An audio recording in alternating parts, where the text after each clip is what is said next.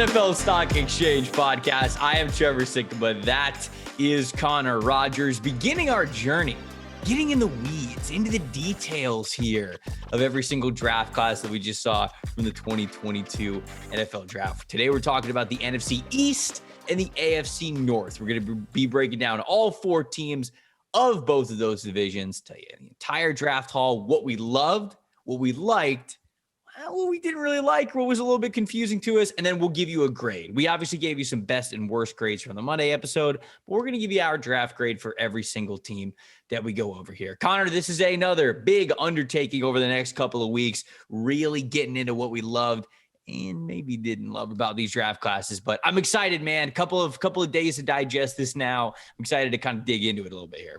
Me too. Our latest project on the show, right? And this is one that I've been looking forward to for a long time, because I think what I noticed with the draft, and to each their own, I have no problem with it, but what I like to do is this, where it comes, the draft arrives, days 1, 2, and 3 go. You get grades almost all by Monday from every outlet. And then it's 2023 mock drafts or like rookie mini camp hype. And nobody really looks at every single pick and goes through the process.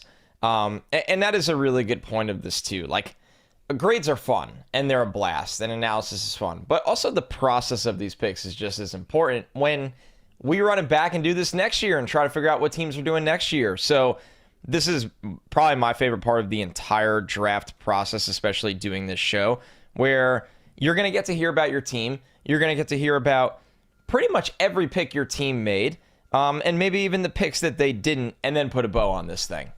Yep.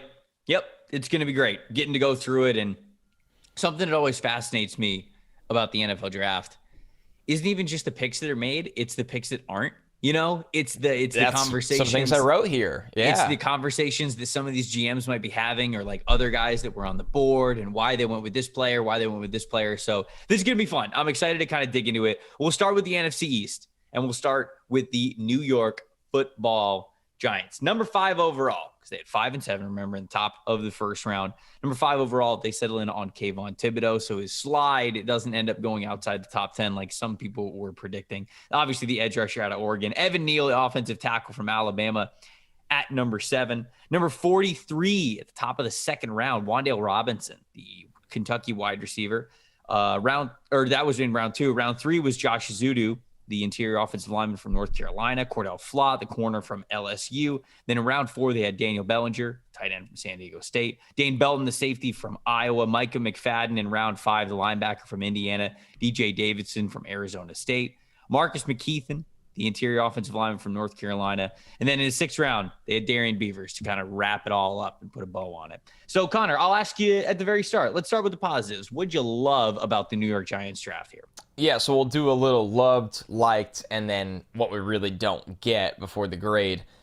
I loved a lot of things about the New York Giants draft. And I called it the roller coaster draft, because it was awesome. It would take you really, really high up. And then all of a sudden you'd be shot back down and be like, what the hell? Like, so I loved Kayvon Thibodeau. I loved Evan Neal. I loved Josh Zudu. I didn't value him where they took him, but this goes to show you that just because where you value a guy, where he goes can really bump up how you feel about the pick. So I thought this was the right spot for Josh Zudu, and a place I think he can find success as a starting guard. And I loved Daniel Bellinger, one of my favorite day 3 picks of the entire draft. So for me, Trevor, they really, all 3 picks are the same theme. They valued becoming a tougher, more physical football team on both sides of the ball in the trenches. And that is something that the Giants have been miles behind on for years. And this gave them not just a little 5-hour energy of it. It gave them the real deal. It gave them the, hey, we're going to be here to stay. This is who we're going to be under Joe Schoen and this Buffalo regime. And those 4 picks, they stood out to me. What about you?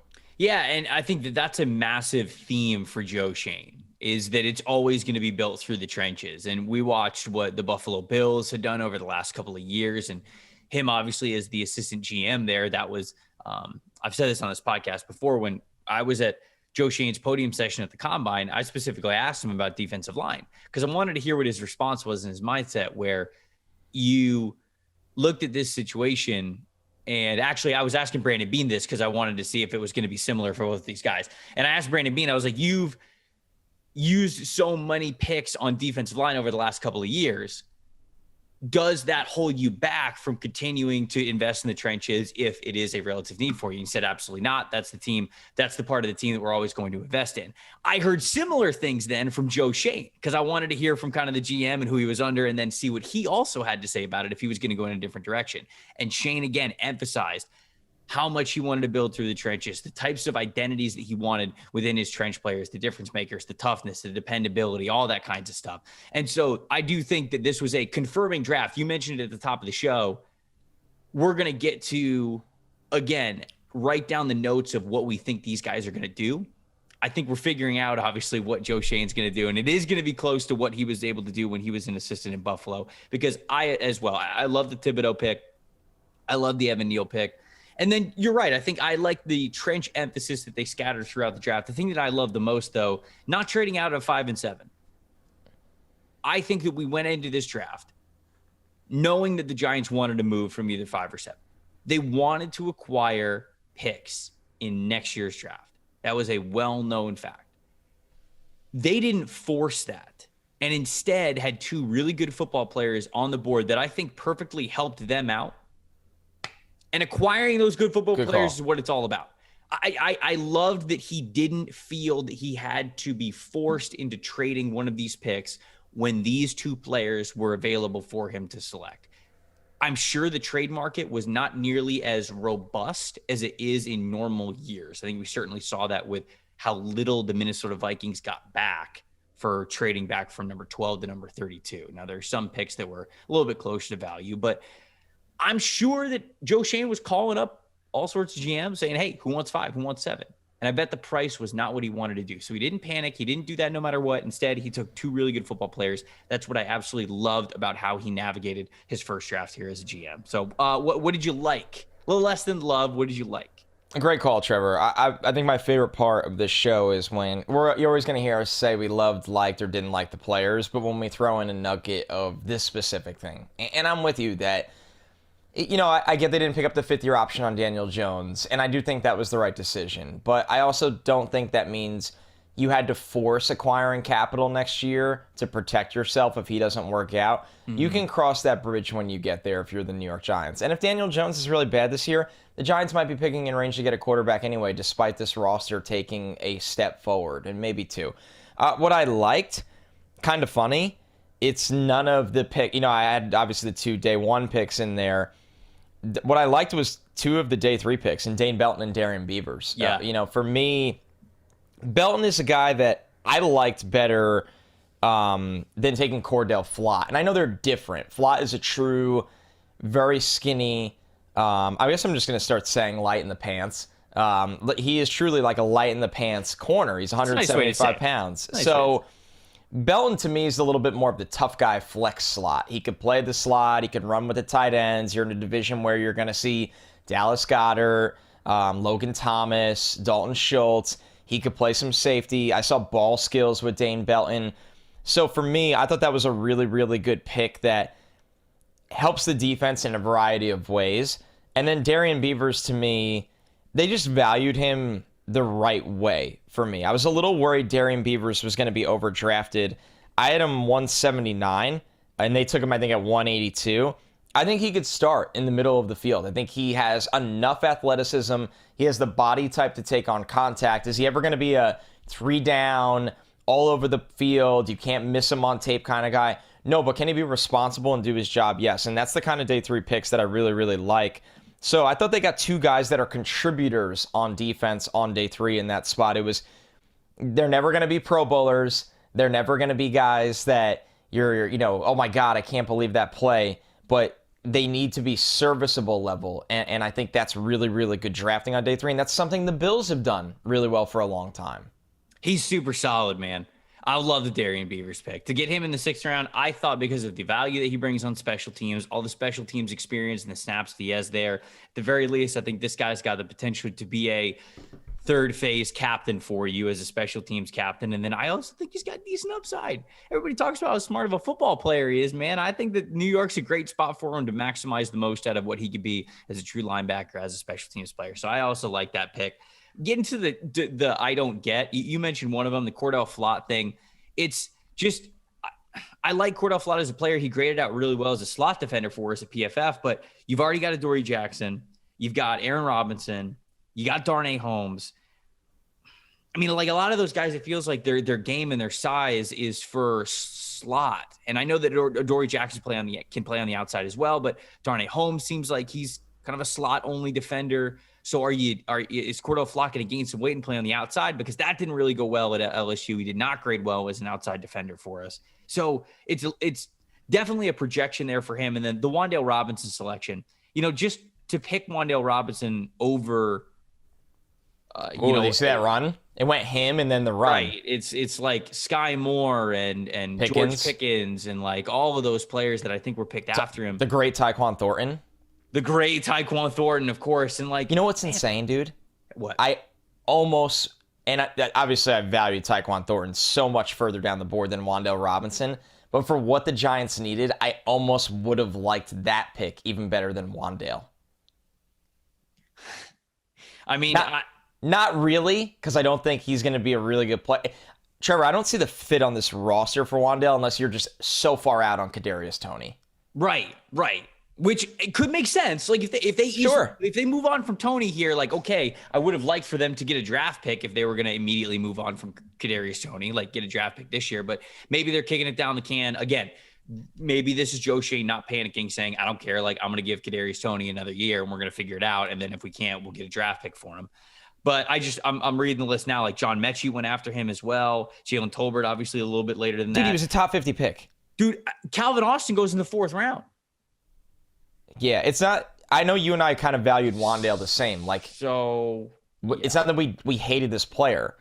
When you take him in the top 50 and you see all the wide receivers go after him, like he's just a slot player.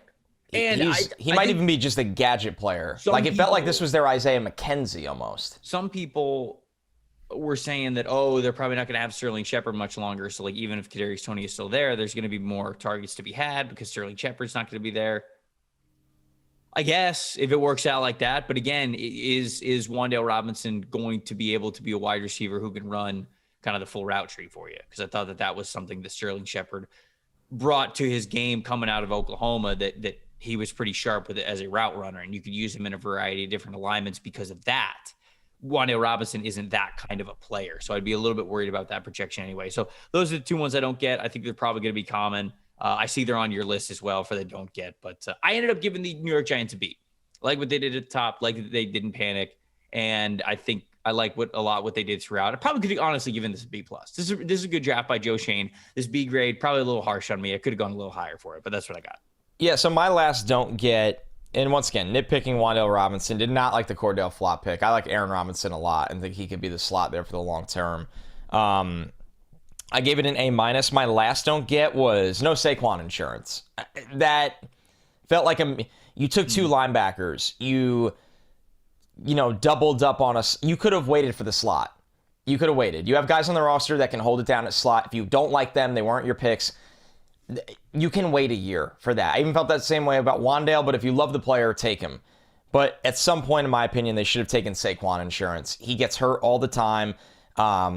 He's an awesome player when he's healthy, but he's a big player when he's healthy. They don't have a steady back of, this guy, we need 4 yards right now. We need 4 yards right now. Go get us 4 yards. I hate to say it, Giants fans, that's not Saquon right now. He's the big home run hitter. So didn't like no Saquon insurance, but love this draft. Gave it an A-. This draft is going to be remembered for the building blocks up front. Evan Neal's going to be an 8 to 10 year starter at right tackle for them. Kayvon Thibodeau was my favorite edge in the draft. I think Josh Azudu has a chance to start. I think Daniel Bellinger is a long-term tight end too that could block and catch the ball in the middle of the field. And one of Belton or Beavers is going to be a long-time contributor on defense. So I was a big fan of Joe Schoen's debut for the Giants. It was just slow and steady in the right ways. Man, I like their fourth round picks. Like you like Bellinger and I like Dane Belton. I like Belton a lot. I'm looking at the running backs right now. Like Dameon Pierce went in the fourth round. Zamir White went in the fourth round. Two guys that were perfect for them, by the way. Hassan Haskins, Tyler Algier then went at the beginning of the third or the Brian fifth. Robinson somewhere in there. Brian Robinson was a little earlier. He was late third round with the Washington Commanders. They needed it though. They needed a power back that could pass protect. I would have liked for them to get one, but I think that's kind of nitpicking. I feel like you can get those guys all the time. Yeah. So you gave me that's what took it away from being an A for me. Why was an A minus? So. All right. Before we spent a lot of time on the Giants. We did. We spent a lot of time on the Giants. We're going to pick it up here in a second, but make sure we get through all these teams. Before we get to our next team, though, got to tell everybody about our presenting sponsor. It is our friends over at Jock Market. Their motto, stop betting, start trading. You buy and sell shares of players in real time for real money while the games are happening. You know, like, for example, if you know the Tampa Bay Lightning are going to get absolutely smoked by the Toronto Maple Leafs, then you're probably not going to want. It's okay, you know. I'm sweating tonight. The Rangers are going to break my heart. Oh, they're playing the Penguins, right? Yep. My least favorite team in the NHL. Dude, that's that bad boy is gonna go 6 or 7. You are in for one hell of a series. You know me personally. You know when the Lightning get swept, then I won't have a care in the world. You've seen cups, okay? I was in like a diaper. I was in a diaper when the Rangers won the cup, I think. Oh, yeah. Back to the Jock Market. That was actually a great transition, actually. So if you find a player, baseball, basketball, hockey, whatever it is, and you say, this guy's got a juicy matchup, I think he's going to have a fantastic game, you could bet on that player. You buy shares of that player. So instead of like saying like, oh, this team's going to cover this spread, this team's going to go over this many points, you're betting on player performances, which is a really cool, unique way to do this. All the shares have guaranteed cash payouts at the end of every single night. So something that you could do a little bit every day to get some skin in the game. It's a really cool concept. Deposit with the promo code PFF and up to $100, they will match you a 100% bonus on whatever that your first deposit is. You also get a PFF Edge subscription as well. Jock Market, that's jockmkt.com/PFF or Jock Market on the App Store. Philadelphia Eagles next. It's kind of a short and sweet draft for the Eagles when it felt like they had a ton of picks coming in. Jordan Davis at 13. Love to see it. A little trade up there with the Houston Texans. Cam Jurgens in the second round at 51. Also, I do have to say, of course, A.J. Brown getting dealt now with the Philadelphia Eagles because that's an important thing to know. Nakobe Dean in the third round at pick number 83. No picks in the fourth and fifth round, but Kyron Johnson, the edge rusher from Kansas in the sixth round, and then Grant Calcaterra as well in the sixth round. No picks in the seventh round. Pretty, like I said, short and sweet draft for the Philadelphia Eagles, but extremely impactful, Connor. What'd you love about this class? Man, a lot, first off. What I loved, obviously, was trading for A.J. Brown. How can you not? It was an awesome trade. It was good value for them, even counting the extension that he got. That looks like when all is said and done, he'll be, he could be on the Eagles for 5 years, $100 million. I loved Cam Jurgens. He was my number 2 center in this draft. He was a top 50 player for me. I know I was particularly high on him in this class compared to the consensus board, having him at 42. I thought he was a Ryan Khalil type player, and I think Jason Kelce is the right guy to bring him along there in Philadelphia. So it was cool that Jason was a part of that process. Obviously loved Nakobe Dean in the third round.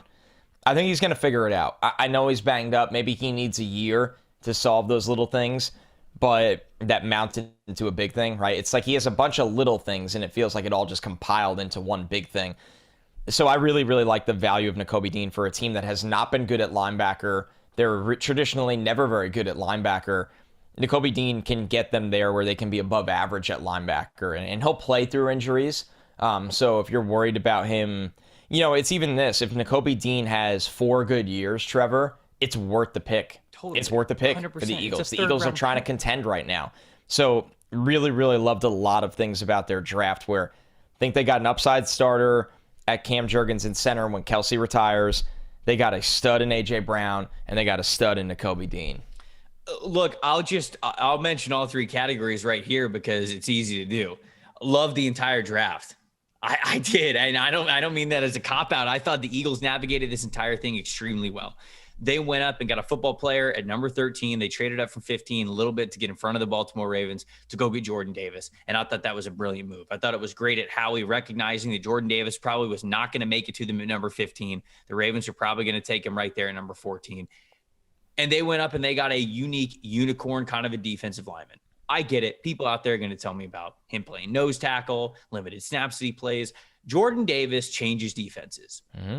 That's all I'm going to say.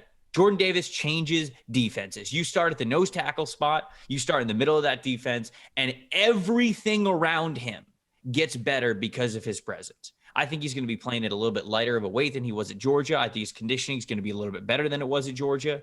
And of course, he's going to be in a rotation. Guys, that's what defensive linemen do. But when Jordan Davis is on the field, when he's going to be used correctly, he is going to be a monster. He is going to be a game changer. And I believe that he even has more pass rush potential than what he showed us at Georgia. Absolutely love the pick. A.J. Brown cannot be understated enough how incredible of a pickup that was for them to deal number 18, to get a player like A.J. Brown who's going to help maximize Jalen Hurts, the passing game, shoot the running game, everything, man. I think he's going to be another player who just absolutely elevates everything they do. So with their 2 first-round picks, they selected 2 players that are going to elevate the entire unit on both offense and defense. Those are first-round picks. Those are the kind of investments that you want. Cam Jurgens, you mentioned it. Great pick, great Kelsey replacement. I think it's fantastic. And then you talked about Nakobe Dean. I mean, just retweet on everything that you said there. It's such a great pick for him. The injuries aside, man, even if he doesn't play in 2022, this pick can absolutely be worth it. It can be an absolute steal for you. I loved every part of this draft. The later picks, I think that they're, it's an edge rusher and who was their last one? Grant Calcaterra, tight end. Calcaterra, who I like taking a chance on. Okay, of course, receiving tight end. And this class is fantastic. There is no I don't get. The only I don't get here in this class for me was like maybe not picking a secondary player, but when you look at the Eagles' secondary depth chart, yeah, you could say that they would need upgrades here and there, but weren't going to make it in the first round. I'm not going to change any of that. I love the Cam Jurgens pick. I love the Nakobe Dean pick because he fell to him and they took an opportunity there. What would I change? I'm not just going to sit here and complain that they didn't make a secondary pick when I wouldn't have changed anything they did ahead of it. So I think it's almost a perfect draft for the Eagles. I give it an A+. I think it's right there with it. Yeah, I gave it an A. This is the only team on today's show that I wrote nothing in the don't get section. I was good with everything. I thought they maximized their value. I thought they moved the board around.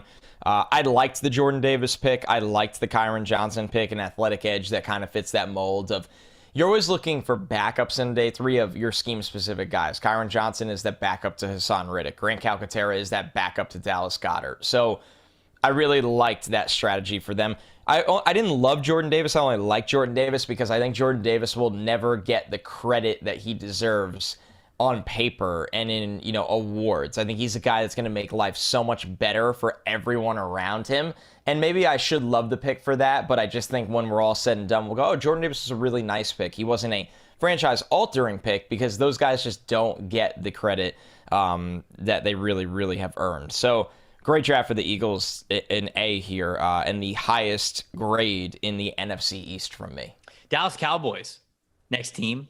Tyler Smith picked at number 24 in the first round, the offensive tackle from Tulsa. They took the edge rusher from Ole Miss, Sam Williams. In the second round, third round, they went Jalen Tolbert, the wide receiver from South Alabama. Fourth round, Jake Ferguson, the tight end from Wisconsin. Fifth round, Matt Waletzko, the offensive tackle from North Dakota. Deron Bland, the cornerback from Fresno State. Damone Clark, the linebacker from LSU. John Ridgeway, the defensive lineman from Arkansas. And then in the sixth round, they wrapped it all up with Devin Harper, the linebacker from Oklahoma State. What'd you love about the Cowboys draft here, Connor? Yeah, interesting one, right? I love Jalen Tolbert. I think that was one of the better wide receiver value picks we saw in this draft. I thought many wide receivers went ahead of him that had no business going ahead of him. I think he can be their number 2 of the future, whether that's when Michael Gallup's contract they want out, whether that is playing CeeDee Lamb in the slot more and keeping Tolbert on the outside. That opened up the door for their offense a little bit. Love Jake Ferguson, Dalton Schultz 2.0. I love Damone Clark. I have no idea if he's going to be able to play in the NFL with the spinal fusion situation. Right. Yeah. But as a player, I love him. He would have been a 2 rounds earlier player for me if he didn't have that injury. One of the more complete linebackers in the draft. Medical situation, I feel really bad for the guy and hope it all works out. I really liked, the word we're using is loved. I loved the Jalen Tolbert pick. I think that was really great to invest a big pick in a guy, especially a guy who can really stretch the field to continue to allow that offense to have top 5 potential. I think he's definitely going to be able to do that. And I was really surprised he was picked that late in the draft. I thought he was going to go a little bit sooner. So the vertical ability of Jalen Tolbert and how he can really help out that offense with Michael Gallup still there and obviously CeeDee Lamb make up for the loss of Amari Cooper. Obviously, I'm not going to say that Jalen Tolbert's going to step in and be like Cooper was, but he can do a lot of things well, especially from attacking at a vertical plane. And I think that he could be a great complement to a lot of stuff that could happen in the intermediate, the short, and over the middle stuff when you use a weapon like Jalen Tolbert. And once he starts to get a rapport with Dak Prescott there. Tyler Smith, the offensive tackle, I love this pick. I really did. I think that he was first rounder. I think he's got first round traits. Love that the Cowboys selected him. And I love that he went to the Cowboys because he's right next to Tyron Smith. He's going to be fantastic for his development there. I also love John Ridgeway. John Ridgeway was an underrated part of Arkansas's defensive line. I thought that he was a big reason why Arkansas was able to only play with 3 down linemen and kind of get away with it, if you will. They played that 3-3-5 formation. And so him being the big man in the middle also has a fantastic nickname, the Vanilla Gorilla, which I wanted to shout out there. Guys, a pick that I liked the Sam Williams pick. Speed rusher for sure. I mean, like that's his get off the ball is incredible. We saw a great 40-yard dash from him, so we put that on display at the combine. Needs to be a little bit more than just a speed rusher, right? Needs to set up zero run defense, speed to power moves, 0 run defense. You mentioned needs to kind of develop that counter to make sure that as he has effective reps attacking the outside shoulder, he's able to manipulate that, go back inside a little bit, keep offensive linemen guessing. So yeah, those are the picks that I like from the Cowboys. I like that you shouted out Ridgeway. Ridgeway is the type of player the Dallas Cowboys have been missing lately. You know, a true nose that can get in on the fun and the run. So I really liked that one. Like I said, loved Tolbert, Ferguson, Clark. Liked Tyler Smith. I was a big Tyler Smith fan. Liked Deron Bland a lot. A ball skills corner that has some speed that I think is going to surprise some people in camp there. So that was a pick that I liked. I'm with you. I liked Sam Williams. I didn't love Sam Williams. He is truly speed to power, straight ahead rusher, no run defense, not an array of tools, but the athleticism that if you develop them, he can get after the quarterback. I don't get Matt Waletzko. I don't get Devin Harper. I thought Waletzko is a guy that's gonna have serious problems with leverage at the next level. He's 6'8". I think he plays high. I don't know. I don't know if that was a pick that they had to make in the top 160. Although I was clamoring for them to draft O-line depth, that wasn't my favorite player to take in that spot. Devin Harper, it's hard to say you don't love a 6th-round pick, Trevor, but why does this team feel the need to constantly collect linebackers? I was literally just going to say, like, you almost can't even hate this. I think what I have that I don't like is, like, why do we keep drafting linebackers? Yeah, it's nothing against Devin Harper. He was on my board. Yeah, he was on my board. So this was a B. Rock solid. You're not going to walk away and be like, oh God, a ton of duds. So this was a B for me for the Cowboys. I gave it a B+, so a little bit higher. But I did. I like the Cowboys draft and classic Cowboys at the end. They're never not going to draft linebackers. It's just the way it is. I think my hot take of this draft might be that Jake Ferguson might be the player that I feel the best about in it, like floor-wise. Like, I feel like they're going to let Dalton Schultz walk eventually, and Ferguson's just going to be the next guy up in that role, which is kind of ironic considering he wasn't one of the first picks for them. But yeah, rock solid for the Cowboys. Okay. Rock solid. I love it. I love the take there. All right, final team of the NFC East. It's the Washington Commanders here. Interesting draft. Very interesting draft. That's never how you want to start a draft. Just say it like that. They took Jahan Dotson, the Penn State wide receiver at number 16 overall in the first round. Fedarian Mathis, defensive lineman from Alabama in the second. Brian Robinson Jr. in the third, the Alabama halfback. Percy Butler, safety from Louisiana in the fourth round. Sam Howell, wild enough. In the top of the fifth round there, the quarterback from UNC, Cole Turner, the tight end from Nevada, the fifth round as well. No picks in the sixth round, but Chris Paul, point guard for the Phoenix Suns, the offensive tackle from Tulsa in the seventh round, and then Christian Holmes, the corner from Oklahoma State. Connor, what did you love about this draft? The Commanders. I love Brian Robinson. I really do. I think that I know they have talent at running back. I get it, but I just think Brian Robinson is a guy that gives you power. He gives you pass protection. He can really be any kind of runner you want him to be. I think You sound like you were pretty high on him then. I like Brian Robinson a lot. Yeah. Okay. Yeah. All right. Yeah. I apparently I went on a fantasy pod and apparently I found out the hard way that like it's not cool to like Brian Robinson. But I did. I had him as my 83rd overall player, and he reminded me of James Conner, and I had him in the 3rd round. So yeah, I thought this was a good pick, a really good player, and I believe they took him with the pick, one of the picks they got back from trading out of 11. So yeah, I think it was a compensatory pick from the Saints, pick 98. So I thought this was the right time to take Brian Robinson. So I like that pick. Man, I loved that pick, and I love Sam Howell. I mean, you got Sam Howell so late. I'm with you there.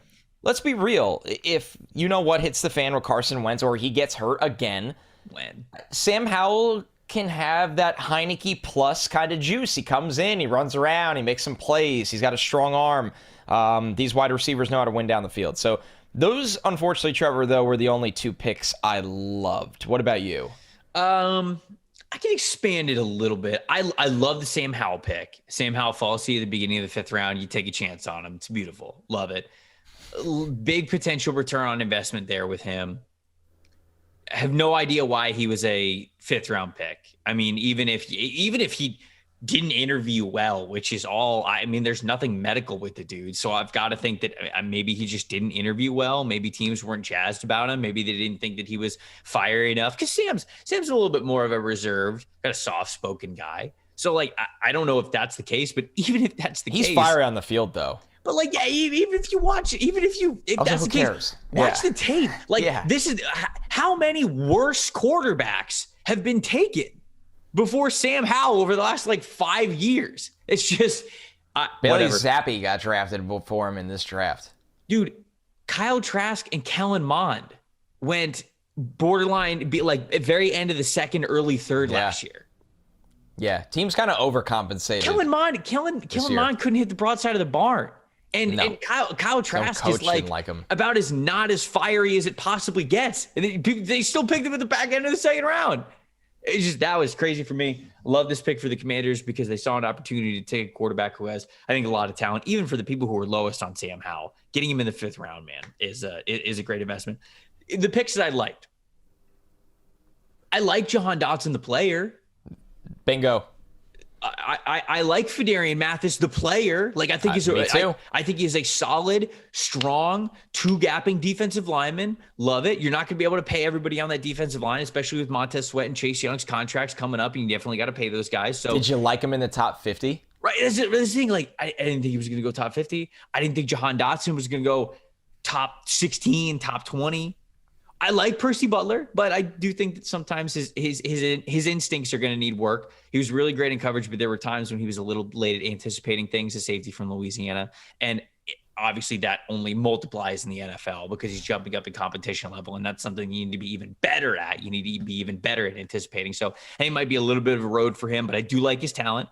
So those are 3 picks that I liked, but I didn't love them. I didn't love how Washington went about getting them. It was almost as if, Connor, Washington was drafting a little bit too much of a luxury feel for me.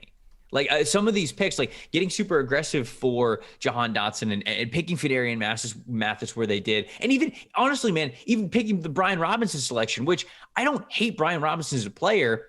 They prioritized him way too high for a team that is not competing, if you ask me. Especially for a team that already has a running back that you should be leaning on constantly in both the run and the pass game in Antonio Gibson.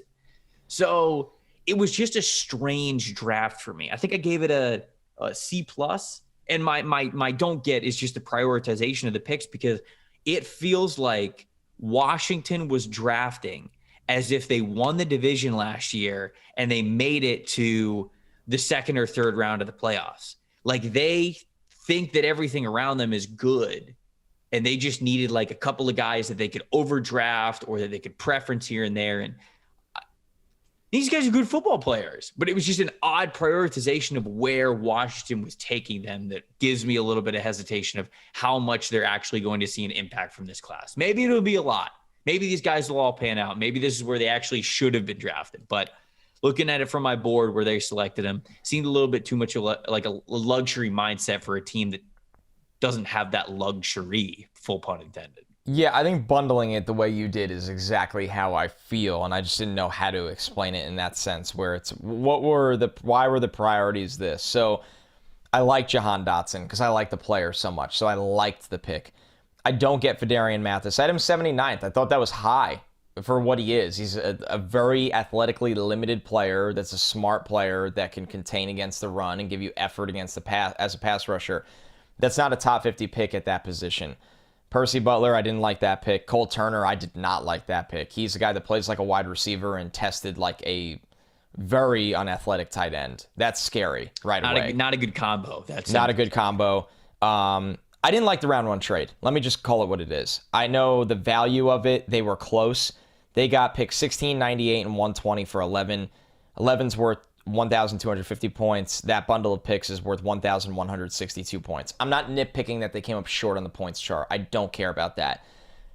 You were taking a first-round wide receiver, and everybody knew that. And I know you were upset Drake London wasn't there, Washington. But you let a team come in to take Chris Olave, and you move back to 16 knowing Jameson Williams was going to be gone. Yeah, that is strange. I would be a fraud if I got up here and said, as much as I like Jahan Dotson, I had 5 receivers with first-round grades. Garrett Wilson, Jameson Williams, Treylon Burks, Drake London, Chris Olave. My next receiver up, but as a second-round grade, was Jahan Dotson. I felt like they got a little cute on the bargain rack. Just a little cute. I think Dotson's going to be a good player in the NFL. I think the other guys are going to be better. And it wasn't worth those extra selections to do that. And if it works out the way we think, that trade is going to be looked back not so fondly. So I gave this a C+, same grade as you, Trevor. Mm-hmm. The players they walked away with, okay. And if they didn't get Sam Howell when they did, this grade would have been worse. Right, so it would not look good. In a division where the Eagles are on rocket fuel, the Giants did some really nice things, and the Cowboys stayed nice and steady, I thought the Commanders fell behind. I would agree with you. I would agree with you there. Before we move on to the AFC North, we're going to get to all 4 teams there as well. We got to introduce our newest sponsor, Sunday. All right, listen up, peeps. Does your lawn have boys? Let's go, baby. Does your lawn have weeds, bare patches, pet spots, something like that? Sunday can help you solve all of these problems and more the easy way. They've got everything you need from fertilizer to seeds to weed control, and it's all delivered right to your door. Sunday can help you grow a beautiful lawn without the guesswork or the nasty chemicals. Their custom plans include fertilizer and everything you need to easily care for your lawn so you can feel good with the kids and the pets playing around. Just attach the ready-to-use pouch to a garden hose and spray. That's it. Just takes less than 15 minutes. And Sunday is offering our listeners 20% off. Full season plans start at just $129. And you can get 20% off at checkout when you visit getsunday.com/NFL. That's what the URL is. It's getsunday.com/URL. That's 20% off your custom plan over at getsunday.com/NFL. Summer's rolling around. Connor, I know that you don't have a lawn right now. I don't have a lawn right now. I sure wish I did. Because I'm one of those weirdos that like, I love lawn work. Oh, I miss it. I love building the good lawn. It's such a great investment, man. Trevor when and I, put the sweat and the time and the energy into it, and then just sitting back, gazing upon a beautiful lawn on a summer day. There's nothing like it. Trevor and I's pre-pod conversation this morning was how we miss having lawns when we were in our early 20s. So maybe we'll go to our parents' places and get our Sunday on. All right. This is good. This is a good Father's Day gift. Yeah, it is right around the corner. Sneaks up on you every year. Dads love lawns. They love lawns. They love lawns, and they love more efficient lawn work. Every time I call my dad, I'm like, "What are you doing?" And he's like, I'm out in the yard with the dog. I'm like staining the fence." God, and I'm like, so jealous. Sounds right. So jealous. All right, let's move on to the AFC North and the Pittsburgh Steelers. They took Kenny Pickett, QB1, number 20 overall. It's a big headliner because of how the rest of the quarterbacks went in this draft. Second round, George Pickens, wide receiver out of Georgia. Third round, DeMarvin Leal, the edge rusher from Texas A&M. Fourth round, Calvin Austin III, the wide receiver from Memphis. No picks in the fifth round. Sixth round, a little family pick here. Connor Hayward, tight end from Michigan State. Seventh round, they got Mark Robinson, the linebacker from Mississippi. And then Chris Oludekun, the quarterback from South Dakota State. How do we feel about it, Connor? All right, let's ride. So, loved Calvin Austin. Good Lord. Great pick. Great pick. And you jumped Baltimore to get him. I mean, whew, good stuff. Good stuff from the Steelers. Liked Kenny Pickett. I know that will not be popular. I liked Kenny Pickett at 20. I think Kenny Pickett's going to be... He was your QB1, right? He was my QB1. I had him as player like 31. So, no problem here. I think Kenny Pickett's going to be rock solid in Pittsburgh. I like George Pickens. I think George Pickens fell this far because teams did have some concerns there. But I think for the Steelers, he's worth a gamble, size and speed. I liked DeMarvin Leal here for what he is, a tweener rusher. And I also liked Connor Hayward in this spot. So I liked a lot of what they did. Didn't love a lot of what they did. Liked a lot of what they did. And I'll be quick here. Did not understand, Trevor, passing on offensive line depth. That scared me a little bit. I think this draft class had some good depth on the offensive line. They passed up on it. So that was my one concern. But once again, didn't love a lot, didn't have a problem with a lot. I liked a lot of what the Steelers did. I love the offense that the Steelers are setting up here. It's awesome. Love the Calvin Austin pick. Also love the George Pickens pick. Of course, like you know me, he was my wide receiver 3 in this class. So I absolutely love George Pickens and the talent that he brings. I'm just going to rattle off the names. You should love this draft. It's like two of your guys. I do. I like this draft a lot. On offense now, they've got Chase Claypool. They've got Deontay Johnson. They've got George Pickens. They've got Calvin Austin. They also have Anthony Miller and Miles Boykins. People forget. They've got Pat Freiermuth. They've got Najee Harris. I mean, this is a good skill group, man. Yep. I think that they're building a really nice supporting cast, both in the run game and the pass game, when it comes to the skill position players for whoever's going to play quarterback, whether it is Kenny Pickett or whether it is Mitchell Trubisky. Now, the offensive line, sure, I do still think that needs work, but I loved those two picks because I love what Pittsburgh is doing, giving themselves a lot of really great receiver options and building a pretty dang good offense there. I liked the DeMarvin Leal pick. I agree with you. I think that if he was going to go anywhere at any time, it feels like the Steelers and how multiple they stay on defense, how flexible he could be with that really good defensive line. That makes a ton of sense for him. DeMarvin Leal could not go to any team. He really couldn't. If you're going to a defense that, just like is not nearly as multiple, will not get them creative with how they're using DeMarvin Leal. If they try to like kind of make him a certain type of player, like a 4-3 defensive end, or even like just a 3 tech, I don't think you're getting a good return for him. But instead, if you're staying very multiple, if you're using him in a lot of different alignments, and what's most important is if you are playing him on a defensive line that is already good, then I think that he can give you the good flashes. And I believe that Pittsburgh was a best case scenario for DeMarvin Leal for a lot of ways. Also like Connor Hayward pick. Had to, of course, shout out the family aspect of it because we have a family battle. Right. Cam Hayward is there as well. So that's just it. Isn't TJ Watt's brother the fullback on the roster? Watt. Yes, Derek Watts. Yeah, so we have the Watts versus the Haywards family feud at Steelers training camp. This is actually a really great just incredibly compelling content. Really great point. I gave this a B+. What held it from being an A for me is ultimately I don't really believe that Pickett's going to be a franchise quarterback. So it's hard for me to think that they selected a guy who was QB4 for me behind Desmond Ridder, behind Malik Willis, behind Sam Howell. So they selected my QB4, number 20 overall, 54 picks before the next quarterback was going to go. So that's just never going to look good when it comes to my board.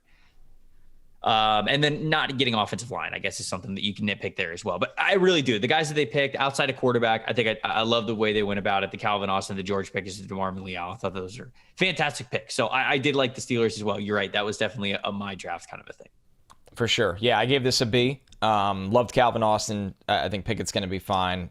Honestly, could even be a B+. They did a lot of good things with what they had, and having to have a quarterback kind of hurt their first round in improving the rest of the roster, and I thought they made up for it really, really well on day 2. So really good stuff from the Steelers overall with what they were working with. Moving on to the Cleveland Browns. Yes. I think we previewed on Monday's show that this was not a top flight draft for the stock exchange. Correct. We'll start with the good first. Loved Perrion Winfrey where they got him. I know Perrion Winfrey's concerns, but in the 4th round, in this scheme, I think he can get after the quarterback. I loved Jerome Ford, maybe more liked him now that I'm reading it. I think the breakaway speed element in this zone offense is going to play. So, and Kareem Hunt is a free agent after this year.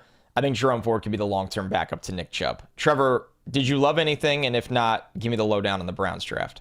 No, I didn't. I didn't. I mean, look, there are things that I like Martin Emerson. He was a player who wins with length. But like, I think he was miscast at Mississippi State. I didn't think he was playing in the right system. And I feel like he's going to be used a lot more as a man coverage defender at the next level. And I think that's something that Cleveland wants to do, especially if they get aggressive on the up front. And so I think that you're drafting a longer corner who has that length to play that closer press coverage, that man coverage role. And so like, I liked it in theory, like that's kind of, it's an in theory thing with me.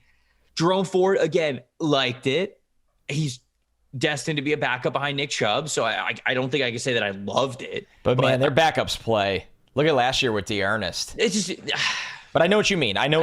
But I think that you're always going to be able to find those dudes too. Like, especially you look at the situation that they have now with Hunt there, and maybe you're right. Maybe Ford's going to come in and they're going to basically let him be Kareem Hunt. And if that's the case, I think that may be a good investment in the long run, especially for where you picked them. I was fine with Alex Wright. Again, I think that they needed extra defensive line help, but I didn't like David. I didn't like David Bell. I don't think David Bell is going to be good in the NFL. I really didn't like the Perrion Winfrey pick. Oh, you really didn't? Dude, he is not what they need. They needed beef and strength in the middle. That's what they needed. That's what I think they needed. And Perrion Winfrey is exactly not that. No, you're right. He is a one-gap, pass-rushing defensive lineman who is really susceptible to strength and dual blocks in the middle. They need to bring back Clowney for their run defense. They needed somebody to, I think, anchor in the middle of that defense. That's at least what I think. And so Perrion Winfrey did not. He did not fit that bill at all. I didn't actually read off all the picks. Martin Emerson, 3rd round. They didn't have a 1st or a 2nd round pick. Martin Emerson in the 3rd round, Alex Wright in the 3rd round, David Bell in the 3rd round. 4th round, they went Perrion Winfrey. We also forgot to mention that they drafted the first special teamer, the highest drafted kicker since 2016 when the Bucs took Roberto Aguayo, Cade York, the kicker from LSU. Now, Cade York, big leg, a lot of kicking talent. Cleveland Browns had the lowest field goal percentage in the NFL last year. All right, okay. You can see why they picked that, but 4th round? Still 4th round, not great. 5th round, they got Jerome Ford, then Michael Woods, the wide receiver from Oklahoma in the 6th round, Isaiah Thomas, the edge rusher from Oklahoma in the 7th round, and then Dawson Deaton, the center from Texas Tech. So I don't know, man. I obviously outlined that I didn't love this draft. This was a C- for me. I suppose if Emerson ends up working out a lot at corner, if Jerome Ford becomes this RB2 that they continually use in their rotation, then it can look a lot better. But outside of that, I don't know how much of an impact Alex Wright's going to have. I don't think David Bell was the kind of wide receiver that they needed. I don't think the Perrion Winfrey was the kind of interior defensive lineman they needed. So just a very meh draft for me with the Cleveland Browns, even with the knowledge that they did not pick until the 3rd round. I'm fully aware of that. I'm fully aware of that. Thank you for emphasizing that, because I think a lot of people are going to go, oh, well, you gave the Eagles credit for A.J. Brown, but you didn't give the Browns credit for Deshaun Watson. I'm factoring all of this in here. Once again, I didn't celebrate that trade too, so I think everybody knows where we stand on that. Liked Alex Wright. I liked David Bell. I think he's their Jarvis Landry-ish replacement. The testing is scary, but he can play on tape. I don't get Martin Emerson at all. I don't get Cade York in the 4th round at all. It feels like overcompensation for kicking problems, which I hate. I hate when teams do that. Man, I didn't get the trading out. It felt like they didn't walk away with a real player from this draft, to be honest with you. So I gave it a C+. Yep. When I factored in that they didn't have, obviously, some picks from the trade. Yeah, let's just call it what it is. This is not a stock exchange favorite. I know that will not be well received, and we'll see how it plays out. I mean, I'm always open to discourse rather than you guys suck, go Browns. Like, right. That's just how we feel. I think we broke it down in a pretty fair way. Well, yeah, some drafts you're gonna love, some drafts you aren't. Or you could say we suck, and that's fine. I don't care.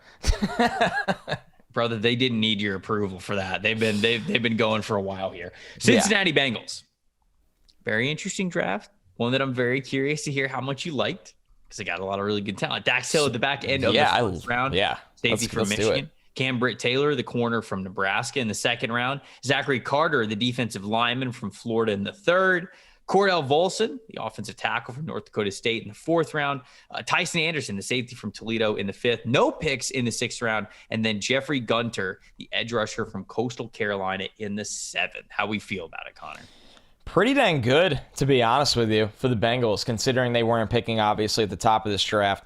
Loved Dax Hill, loved Tyson Anderson. You're talking about two safeties that you can ask them to do almost anything. Dax Hill more in coverage, Tyson Anderson more downhill in the box. Tyson Anderson, three-time team captain, over 800 snaps of special teams, I want to say. Played every single safety spot, almost every spot on the defense. Like Cam Taylor-Britt, kind of a corner that acts like a safety. Jeffrey Gunter, I like betting on athleticism to develop at edge. And I like Zach Carter, kind of the opposite, kind of, you know what you're going to get. He's so stout against the run. Once again, that high-effort pass rusher. Not overly creative as a rusher, but that's okay. The Bengals are going to be fine. They're fine with guys like that. The only pick I didn't get, Trevor, was Cordell Volson. That didn't really move the needle for me. But oh, man. Yeah, I didn't really get that one. Come on. This draft rocked, though. This draft was freaking awesome on defense. This was load up the defense. Let's get back into the AFC playoffs and have a party. Dude, I love the Cordell Volson pick. Really? Yeah, because I think, when you look at it for what the Bengals were prioritizing, they were clearly going secondary with Dax Hill and Cam Britt-Taylor as their first two selections there. And then they go defensive line depth with Zach Carter right after that. So you said to yourself, like, oh, how many mock drafts did we do, Connor, when we were like, oh, if a good interior offensive lineman falls to him, like a Tyler Linderbaum or a Zion Johnson or maybe even a Tyler Smith, like if one of those guys falls to him, maybe you end up taking the bait and you end up doing that. They didn't. They went secondary. But I still think that getting depth in the offensive line was going to be important. And the thing that I love about Cordell Volson is that he's experienced, man. He understands it. He's played so many reps. He's played so long for that team that he is a player that now, let's face it, you were picking in the fourth round. You weren't picking in the first round. So you weren't taking the spot of a Ted Karras or of a Alex Kappa or something like that. I think their starting offensive line is already set now with the Cincinnati Bengals. Volson now becomes that sixth man, if you will, for that offensive line. I don't think he's ever going to play center, but if a guard goes down, you need somebody to plug and play right away, especially for a team that just went to a Super Bowl that thinks they're in a winning window. If a tackle goes down, you need somebody to kind of plug in right away. Hopefully they're short-term injuries so they don't have to play a long time. But Volson's not going to be one of those players that is experiencing live reps like for the first time, if you will, or is super green in his experience. He's seen a lot of it before. So I think that guys like that don't get nearly as overwhelmed when they have to come in a pinch. Their warm-up time, their tune-up time isn't nearly as much. So I really like that. That was one of the picks that I loved for that reason. Trevor, yes. I get you're spot on in everything you're saying. My counter argument is take Jamari Salyer. That was everything you just said is perfect. And I'm not, listen, this is me nitpicking. I gave the Bengals a B+. I love this draft. I'm always going to go back to be truthful to my board. I cannot believe Jamari Salyer, a guy that's succeeded at tackle, succeeded at guard, was a force in huge games for Georgia, went in the sixth round of the Chargers. That part, I'm totally with you. Also, when I'm looking at the camera, I can't see you or my computer. So the last time that you said my name, Trevor, like that, Tom Brady unretired. Yeah, you got scared that Deebo Samuel just went to the Bucs. When you just said my name like that, my heart literally dropped. It got you to stop. It worked. Immediately. Because I've been there before. I've seen this movie before. Oh, man, that was good. I hear you. I can't believe Jamari Salyer. Yeah, no problem. It's nitpicking. This was a good draft. That's fine. I just wanted to get my Jamari Salyer bit in there. I love Dax Hill, the player, but if I had a don't get, it is maybe Dax Hill, because we said this before, and you and I have chatted about it, I believe, on the podcast right after night one. Yes. If this is a move to not pay Jesse Bates, I don't like it. I should rephrase that. It's not that I don't like it, because I think Dax Hill is a phenomenal football player. He's going to come in. He's going to play well for the Cincinnati Bengals. He's going to be great. But when you look at Dax Hill, what can he do for you? You talk about versatility, how you're going to use him. The two ways and you can use his versatility the best is free safety. He's got great range on the back end, understands space really well, has really good spatial awareness in the back end. Or as a slot defender, like he was this past season. They have Mike Hilton, one of the best slot defenders in the game, who can only play slot, so you cannot move him. So, I mean, maybe you're going to get creative with Dax Hill and use him in different slot ways when they're going 4 wide receivers, or maybe when it's a tight end that's on the field in the slot. Maybe you're thinking that. But the other position is free safety. Who plays free safety? Jesse Bates. And Jesse Bates is not happy about the fact that he got franchise tagged. He is not happy about it. And I don't think he has signed it yet. And so the Bengals have been known as a team that doesn't like to spend money. And if you are going to take one of the best players that you had, a major catalyst for the reason why they got to the Super Bowl, and tell them, we don't want to pay you, we're just going to draft your replacement. I don't know, man. I don't know. I feel like it sends a bad message. I feel like it sends a bad message. Now, Lou Anarumo, he's one of the best defensive coordinators. And he proved that this past year about how versatile he was able to get with some of his guys. He's super aggressive. You mentioned they get Anderson as well, who can do a lot of different things. Cambert Taylor's a nice outside replacement for Eli Apple. And Dax Hill, I think, is a fantastic football player. If you can figure out how to use all of these guys really well, and this is not a major, we don't want to pay Jesse Bates kind of a thing, great with it. I think all of a sudden their secondary is loaded if that is their mindset. But that's the only don't like I have in this class is, did you draft Dax Hill to just get rid of probably your best defensive player? Because if that's the case, it's hardly even a 1-on-1 replacement for me. You're just going a little bit backwards. You're just saving money for a little bit because you're hoping that Dax Hill would then become the player that Jesse Bates is. When's that going to happen? 2-3 years down the road when he wants another new contract?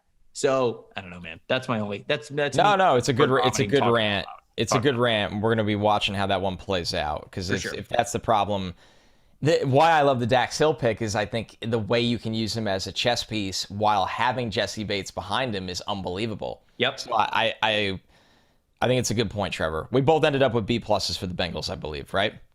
Yes. Is B plus? Did I go with B plus? Yeah. B plus for this one. Probably be an A if they use Dax Hill the right way, keep Jesse Bates, and have a fantastic secondary. Honestly, I would love this draft. It'd probably be an A for me. Last one. Yep. Rounding it out with the Baltimore Ravens. Kyle Hamilton at number 14 in the first round. Also got an additional first round pick, trading Marquise Brown to the Arizona Cardinals. And with that pick, they traded down. Selected Tyler Linderbaum, the offensive lineman from Iowa. Incredible. Second round, edge rusher David Ojabo from Michigan. Travis Jones, the defensive lineman from UConn. In the fourth round, we've got Daniel Falele, the offensive tackle from Minnesota. Jalen Armour Davis, the cornerback from Alabama. Charlie Kohler, the Iowa tight end. Jordan Stout, the punter from Penn State. Isaiah Likely, the tight end from Coastal Carolina. Damarian Williams, the cornerback from Houston. No picks in the fifth round. And then sixth round, they got Tyler Beatty, the halfback from Missouri. I really liked the Tyler Beatty pick. That was a nice way to end that draft. All right, the rest of their picks were so good that nobody cared that they got a nice pick in Tyler Beatty later on. I think Beatty could be great. I really do. It was interesting. Okay, so loved Kyle Hamilton, first round player, top 10 player. Loved Tyler Linderbaum, top 5 player. Loved Travis Jones, first round player. Loved David Ojabo, first round player. Unbelievable haul right there. I like Daniel Falele. I've explained why he fits them so much on the right side, eventually behind Morgan Moses. Like the size, speed, developmental gamble on Jalen Armour Davis. That was the right time to do it. Going into a room with Marlon Humphrey is really, really going to help him, those Alabama guys. Really like Charlie Kohler, the pass catching ability he brings to their 13 personnel sets. Do I do the don't get now, or do you want to say what you liked as well? Nah, you just run through it. You just run through it. The only question I have from this draft and why I changed it from an A+ to an A. I love this draft. I thought it was the best draft. It was the best draft of any draft this year. It was one of my favorite drafts of all time since I've been doing this. One question that I don't get, and I know they got jumped for Calvin Austin, which probably hurt this a little bit.